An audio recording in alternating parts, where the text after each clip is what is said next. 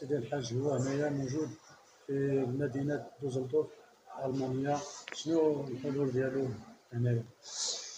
شكرا على حوار تيفي على هذه الاستضافة.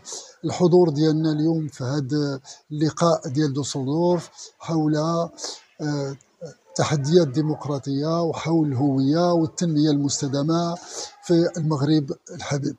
فكان نقاش مستفيض، وكان نقاش جيد، وحضروا فعاليات من جميع الدول الأوروبية اللي حاولنا ما أمكن نطرحوا المشاكل التي يتعرض لها الجالية المغربية هنا في أوروبا. وكل واحد من الحاضرين حاول يتطرق الجانب من الجوانب التي تهم الجالية المغربية. فكان هناك سؤال الهوية، الثقافة، الدين، التنمية، الاستثمار في المغرب، كل هذه أمور. معنا السي حسن من هولندا.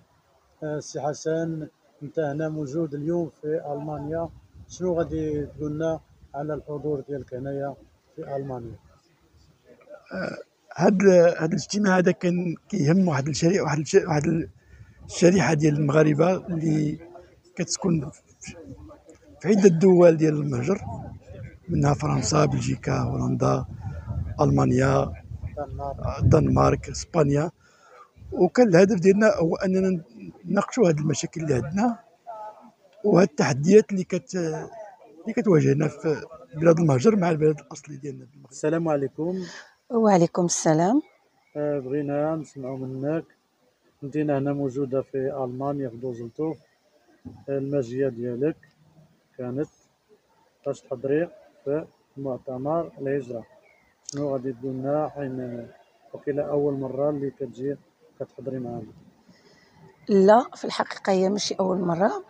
بعد السلام عليكم، أنا فوزية كنقطن بالديار البلجيكية.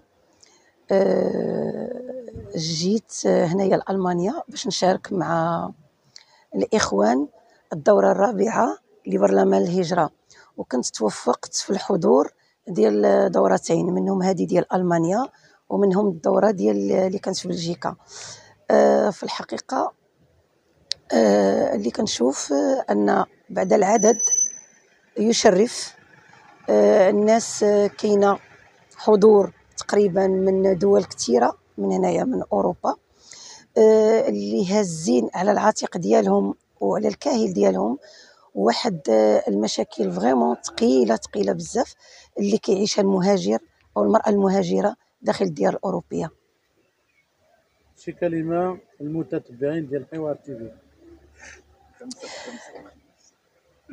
كنقول حوار تيفي انني كنشكرهم لانهم يبادرون دائما ويصرون على الحضور لمواكبه في الحقيقه جميع الانشطه الثقافيه اللي كتكون بديار المهجر.